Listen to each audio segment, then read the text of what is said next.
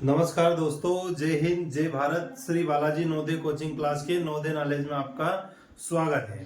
तो अभी हमने कुछ छोटे छोटे वीडियो में हमने बात करी है कि फॉर्म कैसे भरते हैं, ग्रामीण क्षेत्र शहरी क्षेत्र क्या है, ऐसे तमाम पॉइंट पर बात करी है कि आधार कार्ड से फॉर्म भरे कि मूल निवासी से या रेसिडेंशियल सर्टिफिकेट से फॉर्म भरे।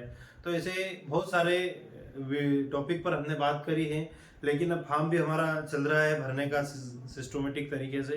कई कई पेरेंट्स ने भर भी दिया है फॉर्म। अब हम आगे चर्चा कर लेते हैं कि नवोदय विद्यालय का सिलेबस क्या क्या है, नवोदय विद्यालय में क्या क्या एग्जाम में क्या क्या आएंगे। तो मैं छोटी सी टॉपिक शॉर्ट वीडियो में आपको बता देता हूँ कि क्या क्या आएगा और आपको क्या क्या पढ़ना है और क्या क्या नहीं पढ़ना है। वो सारी बातें हम इसमें कर लेते हैं। तो हम यहाँ पर सिलेबस की बात करते हैं कि नवोदय विद्यालय 2025 में सिलेबस में मैं इसका पूरा जो सिलेबस का वीडियो है वो अलग एक छोटा सा अलग बना दूंगा कि कौन कौन सा आपको पढ़ना है। तो यहाँ पर 3 टॉपिक है मेन, एक मेंटल एबिलिटी टेस्ट, मैथ्स और लैंग्वेज।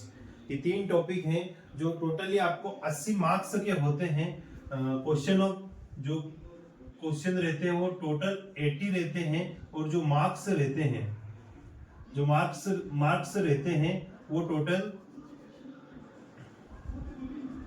100 रहते हैं। अब यहाँ पर 1 क्वेश्चन जो बनता है वो 1.25 का बनता है। 1.25 का एक क्वेश्चन कितने का बनेगा? 1.25 का बनेगा। ये ध्यान रखें, ये क्वेश्चन 1.25 का बनेगा। इसमें किसी भी प्रकार की माइनस मार्किंग नहीं है, सारी पॉजिटिव है। ये गलत करो या सही करो, है ना। तो हम यहाँ पर 3 टॉपिक है हमारे पास। एक मेंटल एबिलिटी टेस्ट जिसको मेट भी बोला जाता है डायरेक्ट शॉर्ट फॉर्म में, मैथ्स और लैंग्वेज में आप आपके अकॉर्डिंग आपने फॉर्म भरते जिस समय लैंग्वेज का यूज करा है फॉर्म भरते समय, उसी लैंग्वेज में आपका क्वेश्चन पेपर आएगा। आपने हिंदी में करा है तो आपका हिंदी में आएगा, आपने इंग्लिश में करा है तो पूरा क्वेश्चन पेपर आपका इंग्लिश में आएगा, आपने उर्दू में करा है तो उर्दू में आएगा, तेलुगु में, तमिल में, गुजराती में, कन्नड़ में, जिस लैंग्वेज में आपने करा है। कुछ 22 लैंग्वेज रखी है शायद उन्होंने, जहां तक मुझे याद है, उसी लैंग्वेज में आपका पेपर आएगा। जिस मीडियम में आपने फॉर्म उसमें पूछा गया है कि मीडियम ऑफ एग्जाम आपको परीक्षा देना किसमें अच्छा लगता है ना। तो वो मीडियम जिसमें आपने सिलेक्ट करा है, दोनों लैंग्वेज में पेपर नहीं आएगा, ना इंग्लिश में साथ में हिंदी में, ऐसा नहीं आता है। तो आप पहले ही चूज करें, क्योंकि सबसे ज्यादा जो डिफिकल्टी होती है वो लैंग्वेज होती है। यदि आप इंग्लिश मीडियम से बिलोंग करते हैं लेकिन आपको ठीक से इंग्लिश पढ़ना भी नहीं आता है और आपने किसी के कहने पर फॉर्म भर दिया इंग्लिश में, तो आप बाद में पछताओगे। सिर्फ आपको ऐसा लगेगा कि एक पेपर है, आप पहली बार अपन पढ़ रहे हैं, देख रहे हैं। तो आप लैंग्वेज का विशेष तौर पर ध्यान रखें। आप जहां तक है मेरे अकॉर्डिंग आप हिंदी मीडियम ही चूज करें। यदि अगर आपका गुजराती वगैरह कन्नड़ है, कुछ अलग लैंग्वेज है जिसमें आपको आपकी जो डिस्ट्रिक्ट लैंग्वेज है, आपका जो स्टेट लैंग्वेज है और जिसमें आपको प्रिपेयर करते हैं, वही लैंग्वेज का यूज करें। अब मेंटल एबिलिटी की टेस्ट की बात आती है। यहाँ पर मेंटल एबिलिटी मैथ्स और लैंग्वेज की। अब मेंटल एबिलिटी में सबसे ज्यादा क्वेश्चन रहते हैं और सबसे सरल भी है। कुछ इसमें टॉपिक डिफिकल्ट है, हम पढ़ते समय आपको बता देंगे कि कौन कौन से टॉपिक डिफिकल्ट है। तो मेंटल एबिलिटी के जो क्वेश्चन रहते हैं वो 40 क्वेश्चन रहते हैं और 40 क्वेश्चन जो मार्क्स रहता है वो 50 मार्क्स का रहता है। 40 क्वेश्चन रहेंगे और 50 मार्क्स के रहेंगे। एक क्वेश्चन की जो वैल्यू होती है वो 2.5 होती है। तो 40 क्वेश्चन की वैल्यू यहाँ पर बनती है 50 मार्क्स की बनती है। इस 40 क्वेश्चन में जो 40 क्वेश्चन रहते हैं, इसमें 40 क्वेश्चन में 10 टॉपिक है। 10 टॉपिक है और हर एक टॉपिक से 4 क्वेश्चन आते हैं। ये मैं जब पढ़ाते समय मैं बताऊंगा आपको कि 10 टॉपिक है, 10 टॉपिक है और हर एक टॉपिक से 10 टॉपिक उसमें एक टॉपिक से 4 क्वेश्चन आते हैं। तो ये हम बात करेंगे जब इस तरह डिस्क्रिप्शन में पढ़ेंगे, है ना। अब बात आती है लैंग्वेज की। तो लैंग्वेज में जो क्वेश्चन रहते हैं वो रहते हैं 20 रहते हैं और 25 मार्क्स का ये रहता है। ऐसा कैसे लैंग्वेज में भी रहता है, ये 20 क्वेश्चन रहते हैं इसमें और जो मार्क्स रहते हैं वो 25 का। इसमें भी 5 गद्यांश आते हैं, आंसर पेसेस आते हैं। कभी कभी 4 पूछ लेते हैं, कभी कभी 5 पूछ लेते हैं। तो इसमें एक क्वेश्चन जो बनता है वो 1.25 का बनता है, इसमें भी 1.25 का बनता है, इसमें भी 1.25 का बनता है।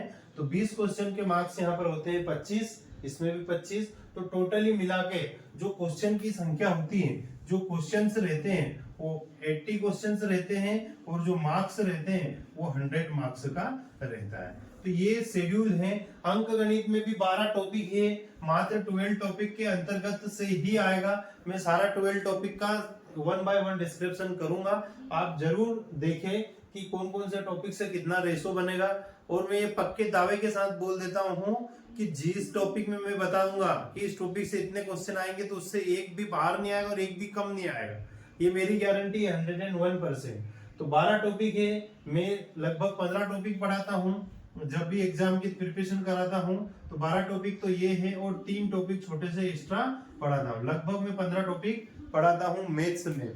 उसके बाद में लैंग्वेज में तो ANSYS पेसेज आते ही हैं, ANSYS पेसेज रहते हैं लैंग्वेज में। ANSYS पेसेज के साथ में एंटोनियम्स सिनोनियम्स भी आते हैं, पर्यायवाची शब्द, विलोम शब्द, है ना, ये सब आते हैं। इसमें एक एक दो दो क्वेश्चन डाल देते हैं। मुश्किल से वो 20 क्वेश्चन में से 4 क्वेश्चन उसी टॉपिक से रिलेटेड जो आपको दे रखा है उन्होंने ANSYS पेसेज, उसी में से पर्यायवाची शब्द पूछ लेंगे, विलोम शब्द पूछ लेंगे, ऐसे कुछ ना कुछ करके 4 से 5 क्वेश्चन आपको करना पड़ेगा। तो मैं अभी बता दूंगा आपको कि विलोम शब्द कौन से याद करना, पर्यायवाची शब्द कौन से याद करना है। तो ध्यान रखें, ये हमारा सिलेबस है और किसी भी प्रकार की कोई आपको प्रॉब्लम है, मैं इसमें सारा डिस्क्रिप्शन नेक्स्ट वीडियो में दूंगा कि मेंटल एबिलिटी टेस्ट में कौन कौन से टॉपिक हैं, मैथ्स में कौन कौन से टॉपिक्स हैं और लैंग्वेज में क्या क्या पढ़ना है। अभी तो ये एक छोटा सा शॉर्ट वीडियो है, आप इसमें से देख सकते हैं। तो हम सिलेबस की यहाँ पर 2025 की हमने बात करी है। लास्ट ईयर से ही चेंज हो गया था मैथ्स में। मैथ्स में पहले 15 टॉपिक थे, 15 से घटा के उन्होंने 12 टॉपिक कर दिए गए। हर 4 साल में एक बार सिलेबस चेंज होता है। इसमें कोण एल्जेब्रिक फॉर्म भी दे दिया गया है, कोण वगैरह, रेखा वगैरह, कुछ ज्यादा हार्ड नहीं दे रखा है, सिंपल ही दे रखा है। और 5वीं क्लास के बच्चे को, जो 5th क्लास में रनिंग बच्चे को, उसको आना भी चाहिए, है ना। कुछ टॉपिक्स इसमें से परसेंटेज वाले नहीं, ऐसे कुछ हटा दिए हैं। साधारण ब्याज तक भी हटा दिया उन्होंने, मेरे हिसाब से थोड़ा सा कम कर दिया उन्होंने सिलेबस, पर उनको कम नहीं करना था, बढ़ाना था, क्योंकि आजकल सब बच्चे जीनियस होते हैं।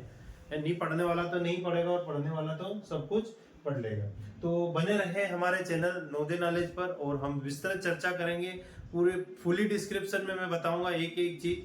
आप हमारे वीडियो को लाइक करें, शेयर करें, कमेंट करें और मैं 1 बाय 1 सारे वीडियो डाल दूंगा इसे। Thank you very much. जय हिंद, जय भारत।